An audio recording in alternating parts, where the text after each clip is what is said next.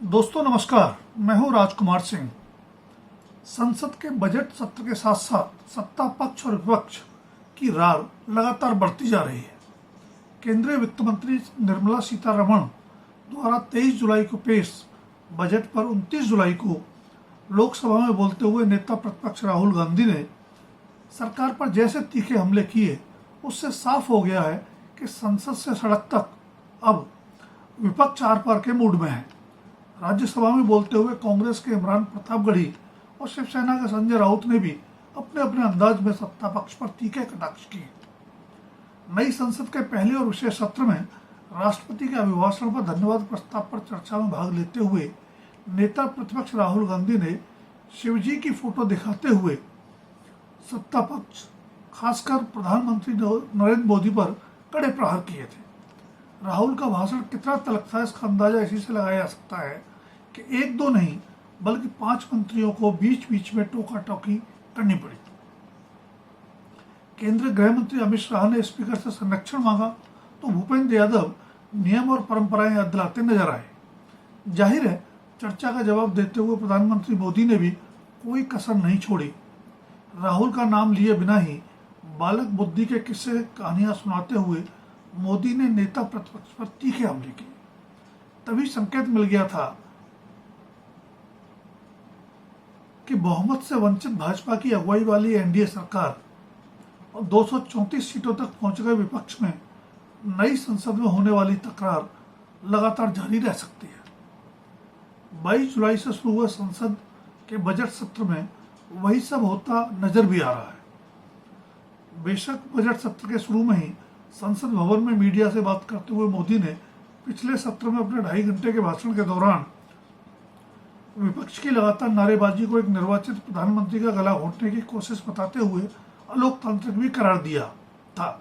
लेकिन जैसी कि उम्मीद थी, संसद के बजट सत्र में भी सत्ता पक्ष और विपक्ष की तकरार बढ़ती ही नजर आ रही है। संदेश साफ है कि 18वीं लोकसभा और अपने तीसरे कार्यकाल में नरेंद्र मोदी सरकार की डगर आसान नजर नहीं होगी। संसद के अंदर और बाहर सरकार को कटघरे में खड़ा करने का कोई मौका विपक्ष नहीं चूक रहा।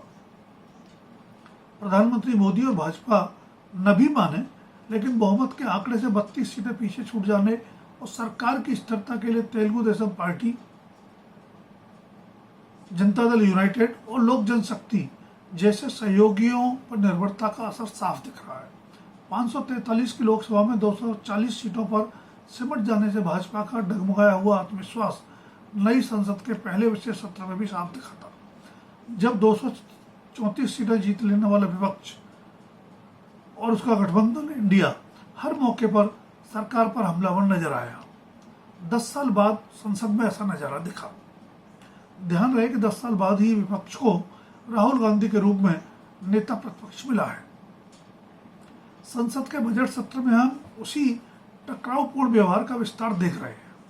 29 जुलाई को बजट पर चर्चा में भाग लेते हुए राहुल गांधी ने जिस तरह महाभारत कालीन चक्रव्यूह प्रसंग के जरिए नरेंद्र मोदी सरकार और उसके करीबियों पर कटाक्ष किए, उससे एक बार फिर साफ हो गया है कि कांग्रेस और विपक्ष का एजेंडा साफ है और उसमें किसी बदलाव की उम्मीद नहीं करनी चाहिए। जो लोग सदन के सदस्य नहीं हैं, उनके नाम न लेने की स्पीकर की नसीहत के बाद राहुल ने जिस तरह A1 और A2 के संबोधन से सरकार के करीबी बताए जाने वाले देश के 2 बड़े उद्योगपतियों को निशाना साधा, उससे साफ है कि अब वो अपने भाषण की पूरी तैयारी करके संसद आते हैं। ध्यान है कि मुकेश अंबानी के बेटे की चर्चित शादी में राहुल गांधी के अलावा देश के ज्यादातर राजनेता पहुंचे थे। मुकेश अंबानी खुद निमंत्रण देने आए, पर उसके बावजूद राहुल या सोनिया गांधी शादी में शामिल नहीं हुए।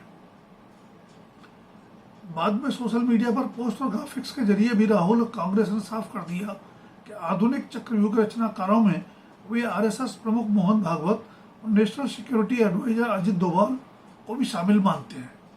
आरएसएस प्रमुख मोहन भागवत की कुछ टिप्पणियों को मोदी पर कटाक्ष और दोनों के बीच बढ़ती दूरियों का संकेत माना जा रहा था, लेकिन उससे प्रभावित हुए बिना राहुल गांधी भाजपा के साथ साथ आरएसएस पर भी हमला करने से नहीं चूक रहे।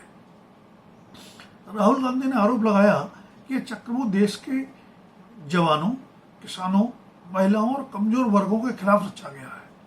केंद्रीय बजट तैयार करते समय होने वाली हलवा सेरेमनी के हवाले से भी राहुल ने मोदी सरकार पर तीखा कटाक्ष किया और आरोप लगाया कि 2-3% लोग ही ये हलवा बनाते हैं और आपस में बांट लेते हैं। उन्होंने एक बार फिर बजट तैयार करने वाले नौकरशाहों में दलित, आदिवासी और ओबीसी प्रतिनिधित्व पर सवाल किया। कटाक्ष किया कि हलवा सेरेमनी के फोटो में तो उनमें से भी कोई नजर नहीं आता। इस पर वित्त मंत्री निर्मला सीतारमण मुस्कुराती देखी गई तो उन पर भी राहुल ने कटाक्ष किया कि मैडम ये हंसने की बात नहीं है।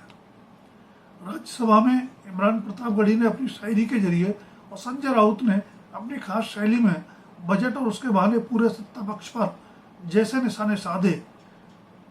उनसे साफ है कि सत्ता पक्ष और विपक्ष में समन्वय तो बहुत दूर, संवाद की भी गुंजाइश ज्यादा नजर नहीं आती। दोनों ही सदनों में आसन को लेकर भी विपक्ष बहुत आश्वस्त और इसीलिए सकारात्मक नजर नहीं आ रहा। इससे आने वाले दिनों में संसद की कार्यवाही सुचारू रूप से चलाने में मुश्किलें आने के आसार हैं। राज्यसभा में सत्ता पक्ष की घटती संख्या के मद्देनजर तो उड़ीसा के पूर्व मुख्यमंत्री नवीन पटनायक के बीजू जनता दल और आंध्र प्रदेश के पूर्व मुख्यमंत्री जगन मोहन रेड्डी की वाईएसआरसीपी की विपक्षी गठबंधन इंडिया से बढ़ती नजदीकियां भी मोदी की मुश्किलें बढ़ाने का ही संकेत दे रही हैं। पिछले प्रधानमंत्री काल में इन दलों ने कई मुश्किल मौकों पर मोदी सरकार की नैया राज्यसभा में पार लगवाई थी। संसद के बजट सत्र के बीच ही नीति आयोग की बैठक को लेकर भी सत्ता पक्ष और विपक्ष में सीधा टकराव नजर आया। मोदी सरकार द्वारा 2015 में योजना आयोग की जगह बनाए गए नीति आयोग की 27 जुलाई को हुई बैठक में 10 राज्यों के मुख्यमंत्रियों ने भाग नहीं लिया। इनमें बिहार के नीतीश कुमार और पुडुचेरी के एन रंगासामी के अलावा सभी गैर राजग दलों के मुख्यमंत्री हैं। विपक्षी खेमे से पश्चिम बंगाल की मुख्यमंत्री ममता बनर्जी ही इस बैठक में पहुंची, लेकिन 5 मिनट बाद ही अपना माइक बंद कर दिए जाने का आरोप लगाते हुए बाहर निकल आई। नीति आयोग ने हर मुख्यमंत्री के लिए समय आवंटन का स्पष्टीकरण दिया है, लेकिन इस विवाद से सत्ता पक्ष और विपक्ष में संसद और संसद के बाहर टकराव बढ़ेगा ही। दोस्तों, अगर वीडियो पसंद आए तो लाइक, शेयर और सब्सक्राइब अवश्य करें। धन्यवाद। अभी के लिए इतना ही। जल्द फिर मिलेंगे किसी नए विषय के साथ।